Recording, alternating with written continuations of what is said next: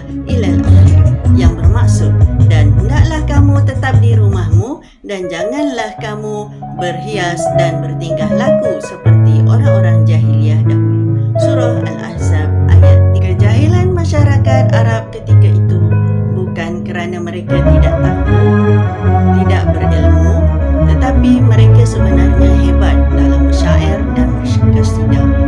Tetapi mereka hanya jahil dari aspek akidah dan juga akhlak.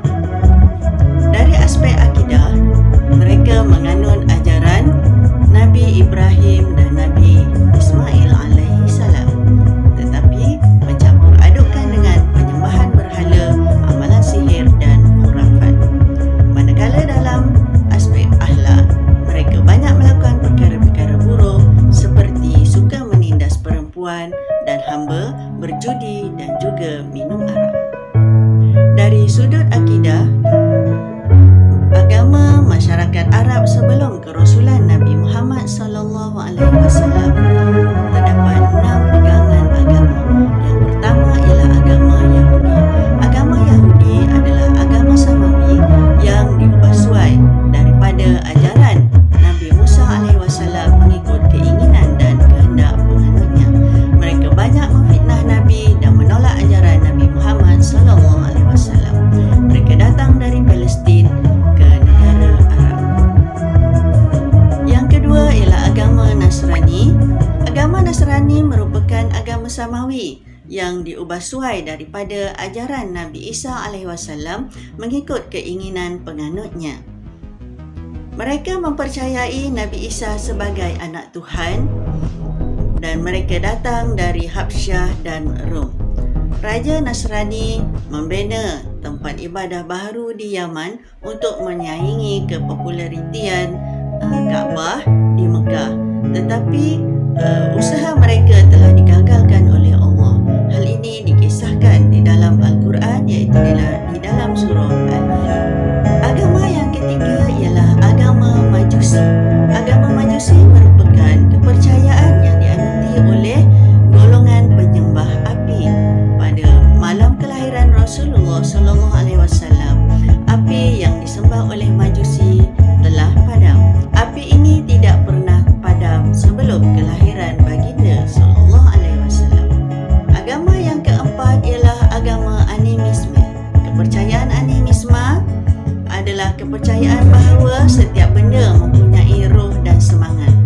Oleh itu mereka menyembah matahari, bintang, pokok dan sebagainya. Agama yang kelima adalah agama Hanif. Agama Hanif merupakan agama samawi yang dibawa oleh Nabi Ibrahim alaihi salam dan Nabi Ismail alaihi wasallam. Agama ini sama seperti agama Islam.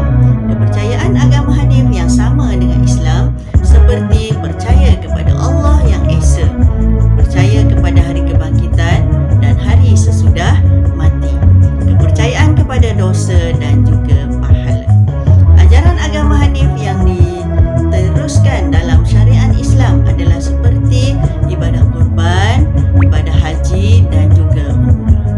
Agama yang keenam ialah agama penyembah berhala.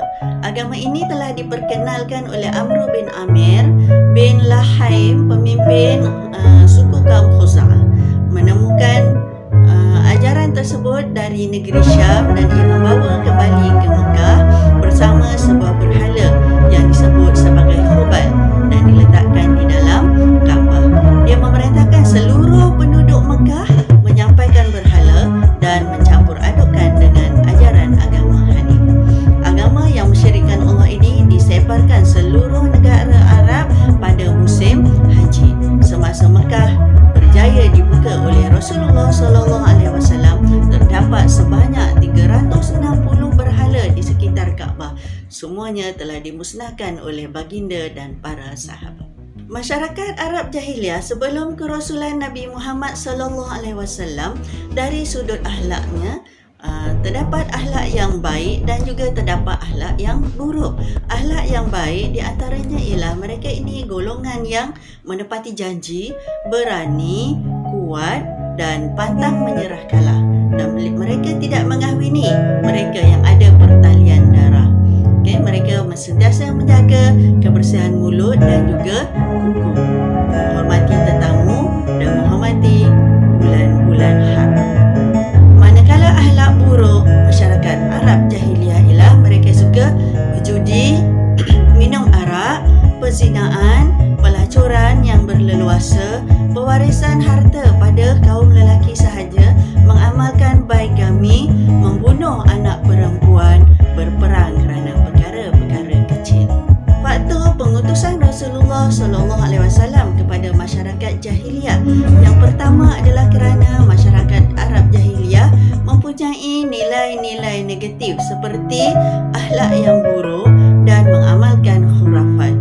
Oleh itu, Rasulullah diutus untuk memandu mereka ke jalan kebenaran dengan mengesakan Allah dan menyempurnakan akhlak mereka.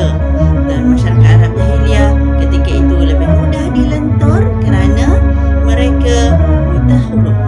Hal ini telah menjadi bukti kerasulan Nabi Muhammad SAW kerana baginda tidak pernah membaca dan mempelajari kitab-kitab samawi dan agama-agama purba. Yang kedua, adanya Kaabah yang dikunjungi untuk tujuan ibadat. Dan yang ketiga, keistimewaan bahasa dan budaya Arab yang unik. Dan yang keempat, semenanjung Arab terletak antara 4 kuasa besar dunia ketika itu, iaitu Rom, Parsi, Greek dan juga India. Kedudukan yang strategik ini menjadikan Islam mudah tersebar ke seluruh tamadun dunia dan berbagai bangsa ketika itu. Tamadun Islam terus berkembang sehingga ke hari ini setelah 1400 tahun berlalu. Ini adalah kerana ketika itu iman umat Islam yang sangat tinggi dan juga teguh kerana mereka sentiasa bersamping dengan Rasulullah SAW.